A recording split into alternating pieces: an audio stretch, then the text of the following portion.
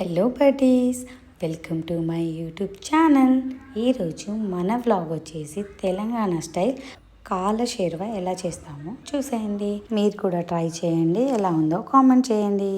కాళ్ళ ముక్కల్ని మంచిగా వాష్ చేసుకోవాలి.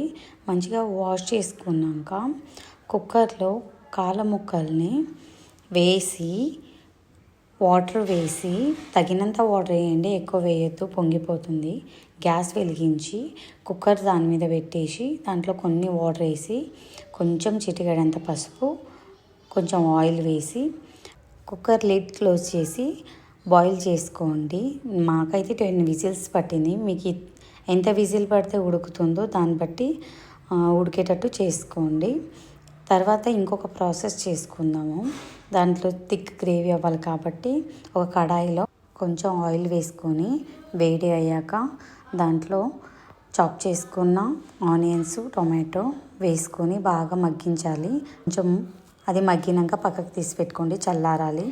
ఇంకొక పెంక మీద దాంట్లో కొంచెం కొబ్బరి వేసుకొని వేయించుకొని పక్కకు పెట్టుకోవాలి. కొబ్బరి అండ్ ఆనియన్స్ పేస్ట్ మొత్తం ఒకే దగ్గర పేస్ట్ చేసుకొని పెట్టుకోండి.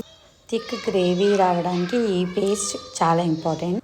తర్వాత గ్యాస్ మీద ఒక బౌగండి పెట్టి దాంట్లో కొంచెం ఆయిల్ వేసుకొని సన్నగా చాప్ చేసుకున్న ఆనియన్ వేసుకొని కొత్తిమీర, పుదీనా వేసుకోవాలి కట్ చేసుకొని, కొంచెం సాల్ట్ వేసుకొని బాగా మగ్గించుకోండి. మగ్గించుకున్నాక దాంట్లో కొంచెం అల్లం వెల్లుల్లి పేస్టు, పసుపు వేసుకొని మగ్గించుకోవాలి. బాయిల్ చేసుకున్న కాళ్ళ ముక్కల్ని కూడా దాంట్లో వేసుకొని కొంచెం సేపు మగ్గించుకోండి. తర్వాత బాగా కలుపుకొని ఒక 2 స్పూన్స్ కారం వేసుకోండి. మీకు స్పైస్ తగినంత వేసుకోండి. తర్వాత దాంట్లో మనం ముందుగా చేసుకున్న పేస్ట్ దాంట్లో వేసుకొని బాగా కలుపుకొని ఒక 5 మినిట్స్ మగ్గించుకోవాలి.